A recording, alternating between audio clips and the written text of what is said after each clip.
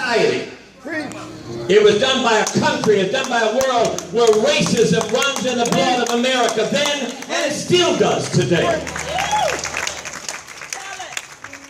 It was done by a country where injustice is far too acceptable in our land in 2015. I know it's 60 years later, but when you look at the parents who were named here today and their children who continue to be strangled and taken down and shot down on us, we are not a whole lot better than 60 years before. We got to acknowledge this America still lives. Hate still rules in America. And injustice is still the clothes that America puts on far too often. Yes, we come to remember Emmett's life and the hate that took it from us. But it would be a disservice to Emmett and to all the children whose families are represented here today. It would be a disservice to them all if we just simply came here and remembered.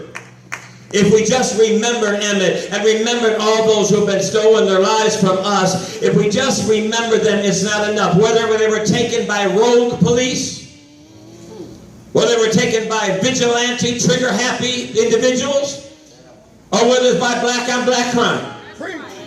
No matter how it was taken, it's wrong and it's unacceptable, and America should be shameful and embarrassed in 2015. We're still calling a roll call of children who are shot and killed in this society. It is unacceptable in America. And because of that, we can't just come here and remember. That would be an insult to those children because their blood cries out from the grave. I lost my son in 1998, shot down. And I refuse to shut up or be quiet. I refuse to be sophisticated or sedity or professional because I'm still angry today, and I want my anger and I want your anger to continue to rage up and rise up in all of it, because it's time to say to America, enough! Somebody shout enough! Somebody shout it again, enough! We have no time for passivity. That's right. We have no time for apathy. And we have no time to become immune. Because the violence just seems to grow day in and day out in America.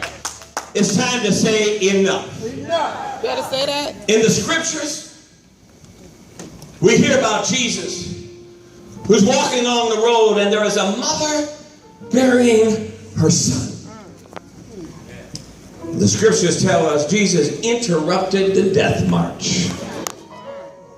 He stopped the death march, touched that bier, and rose that child back to life. And sisters and brothers, that's all I've come to say to you today. Yes, we remember Emmett, and remember all their children and my child. But we must come here not just to remember, but make up our mind that we are going to interrupt the death march that's going on in America today. We're going to interrupt it. We're going to interrupt the death march that is walking and marching to the music of racism and hatred that still exists in America today. We're going to interrupt the death march that continues to march because of failed education in America today. By Democrats and Republicans, we still can't educate our children like we're supposed to. We need to interrupt the death march of poverty. But too many of our neighborhoods, the only economy there is drugs. The only money still hiring is drug dealers. And some of our neighborhoods that look like third world countries, we should be ashamed of America. It's time to interrupt the death march. It's time to interrupt the death march that keeps looking at our children and demonizing every one of them as thugs and criminals and gangbangers. How dare you? How dare you call our sons criminals? When police shoot and kill, you don't call them thugs and criminals. If you want to call people criminals, then everybody that does wrong is a criminal. Don't just demonize our children, then call everybody that shoots and kills the criminals. It's time to interrupt the easy access to guns. Yes. Well, it's easier to get a gun in my neighborhood than it is to get a computer in my neighborhood. It's time to interrupt the death march where violence has become norm in society. Where every weekend we cringe on Monday morning to wonder what the numbers are this weekend. It's time to interrupt the death march. Say we're tired.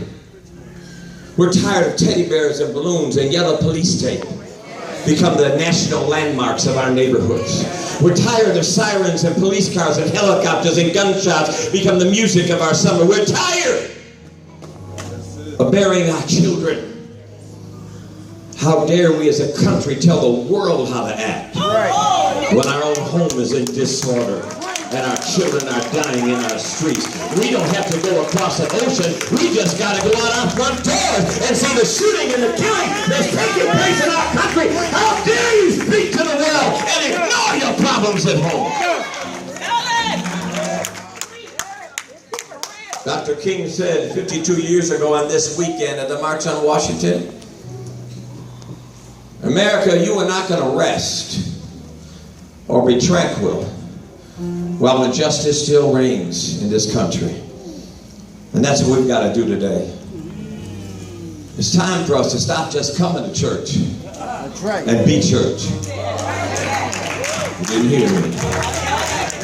It's great we can all come in here and sing and praise and give God glory, but God wants to know what you're going to do when you leave here. What you're going to do to make a difference out in the street. What are you going to do to make our children safe? What are you going to do to make our neighborhood safe? What are you going to do to confront the government that is turning their back on too many of our communities? What are you going to do when you leave here? Because if you don't do anything when you leave here, then what you do here insults me.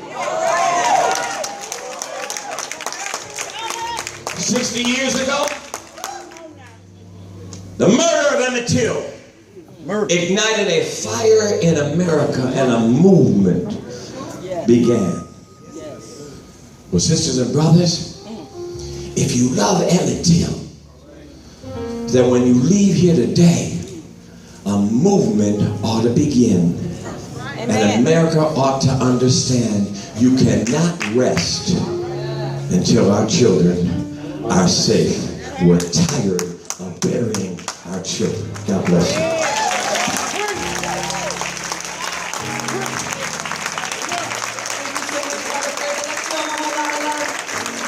Thank you for all that you do to represent the